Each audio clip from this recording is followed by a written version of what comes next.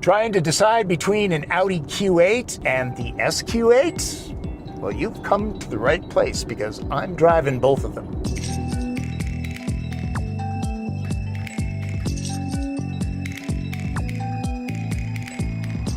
The Audi brand is all about forging design with driving dynamics. To get the most out of those four-ring qualities in an SUV form factor, there's the Q8 family.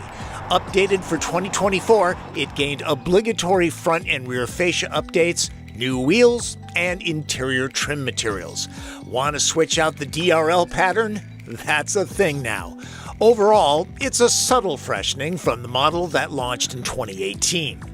Interesting thing about the Q8, you'd expect it to be a little bit larger than the Q7, but it's not. This is actually a little bit shorter, though a skosh wider. This is a two-row machine. It only seats 5. Q7 has 3 rows, so it seats 7. The wheelbase for the siblings are the same. I'm driving both Q8 and SQ8 on this press event near Park City, Utah. Beginning with the Q8, it starts at just under $75,000. That's some $7,800 above the more versatile Q7. Yeah, there's some extra standard kit like an adaptive suspension and larger wheels, but mostly the large upcharge is about fashion. Squint and you'll see classic 1980s era quattro design inspiration. There's a good amount of competition if casting a wide net. Alfa Romeo Stelvio, BMW X6, Jaguar F-Pace, Lexus RX, Mercedes GLE, Genesis GV80, Volvo XC60, and cousin Porsche Cayenne. It and the Audi ride on the same architecture, along with Lamborghini Urus. The Q8's performance mission means a 3-liter turbocharged V6 base engine, making 335 horsepower and 365 pound-feet of torque to move 5,500 pounds of machine.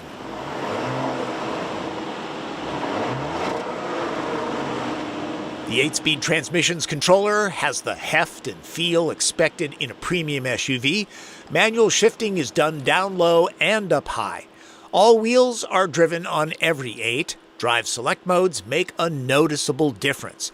Now, in order to get night vision and the highly recommended all-wheel steering, the top prestige trim is required.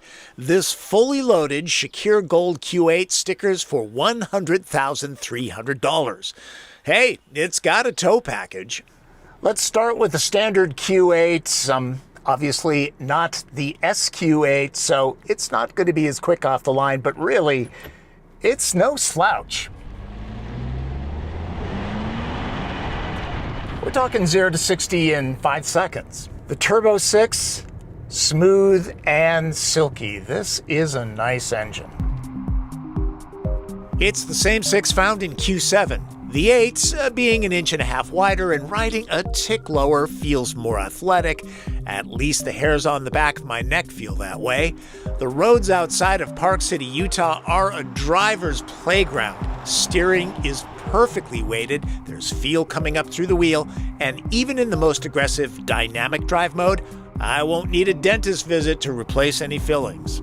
During the press briefing, the Audi engineers said, hey, watch your speed because it's really easy to find yourself going way over the speed limit. Of course they're going to say that, but darned if they aren't right. I mean, this thing is so smooth and refined. It's got that triple Teflon kind of dynamic about it. Yeah, I did find myself going way over the speed limit. And there's law enforcement around. Is $100,000 for an SUV good value? Well, maybe. A Porsche Cayenne loaded up with similar equipment easily adds 15 large to the price tag. The EPA rates Q8's average gas mileage at 19 miles per gallon, and premium fuel is specified. Okay, that's not great fuel economy, but come on, a buyer knows that going in, right? And if you really want an efficient Audi, maybe go with the all-electric e-tron, huh?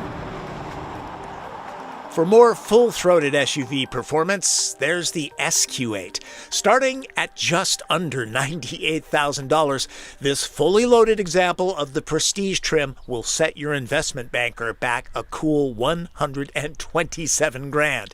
It includes terrific Bang & Olufsen sound and the luxury package, also the $6,000 S Sport package with active roll stabilization and sport rear differential, which cannot be had on the regular Q8.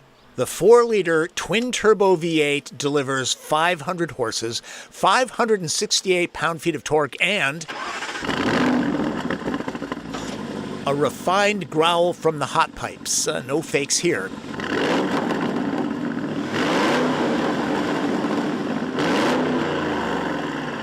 Quattro all-wheel drive and the 8-speed remain. Bigger front discs to handle the V8's extra 154 pounds, too. Of course, SQ8 is going to have more velocity than the standard Q8. Audi says the 0 to 60 dash happens in 4 seconds. And I think it's being conservative. The extra power is nice, but really, it's the sound. That is a lovely engine note. And it's kind of in the background because this is a very quiet car. Like the V6 equipped Q8, SQ8's gearbox goes about its business like a savant. The paddles are fun, but the automatic algorithm is telepathic. I spent 5 minutes in comfort mode just to try it, the rest of the drive in dynamic.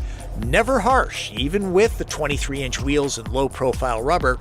It's so good, I checked twice to make sure it had engaged. At Autobahn speeds, it's impressively confident and relaxed. Ask me how I know. Audi picked out a very nice drive route. Lots of twists and turns in this road, and I was kind of curious if the extra weight of the V8 would affect the handling, and it doesn't seem to. I'm guessing that's the S Sport package at work. There's almost no body roll, even pushing hard in Utah's tight turns. One more listen to that V8 sound.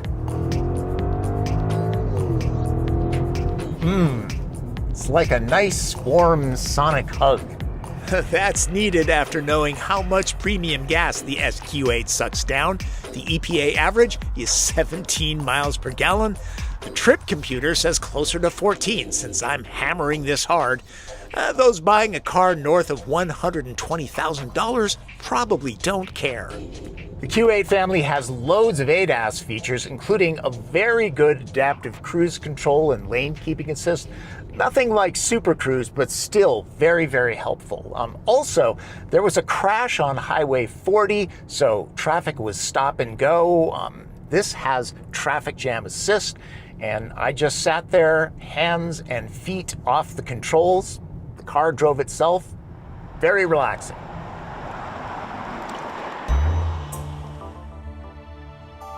If you've seen the Q7 cockpits, the 8's interior will look awfully familiar, and it doesn't change much with the mid-cycle refresh. That's okay. This space, with top-grade materials, is a nice place to do business. This is the SQ8's interior. Leather seats get heat, venting, and massage, though I'd like more aggressive bolstering in a high-performance rig like this. It has all the features that you'd want in a premium performance SUV, including heat for the wheel. Not tons of storage space. The phone charger hogs the console. The rest of the cubbies are well finished. If your community supports it, Audi includes vehicle-to-infrastructure capability. This is video from my Q7 piece to demo the interface operation. They're the same. Graphics are crisp, the layout is simple, there's haptic feedback and good response. No knob operation, fingerprints will happen. The same haptic touchscreen approach is used for HVAC operation. It's down low and can't be used by feel like physical controls. And using the new Audi App Store, themes can be downloaded. If you're an MLS fan, scarves up or screens up on the display and coordinating ambient light. It doesn't show well during the day. Looks great at night. Q8's overall height is nearly an inch lower than Q7's, and the 8 loses about a half inch of noggin room. Still, it's good for all but the tallest of adults. Max out cargo room or leg room, plus the backs recline. Knee, leg, and foot room are quite good. The center spine does hog space from the center passenger's Nikes, and really, 2 grown-ups will be most comfortable here, but 3 will take short trips just fine. A sloping roofline cuts into hauling ability, but there's no third-row cushions to take up space. Q8 gets 30.5 cubic feet of cargo space with the back seat usable. Points for the little cubbies and classy LED lighting. Unlike Q7, the 8 gets room for a spare tire. Drop or raise the air suspension from here.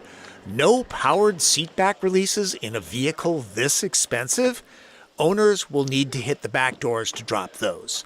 There's 61 cubic feet to fill behind the first row. That's 7 cubes less than Q7 for those needing maximum space. The floor is nearly flat, and there's flexibility with 35-30-35 split seats. The Audi 8s are premium vehicles at premium prices. It can be argued the Q8 is getting long in the tooth. Its platform sister, the Q7, reaches back to 2015.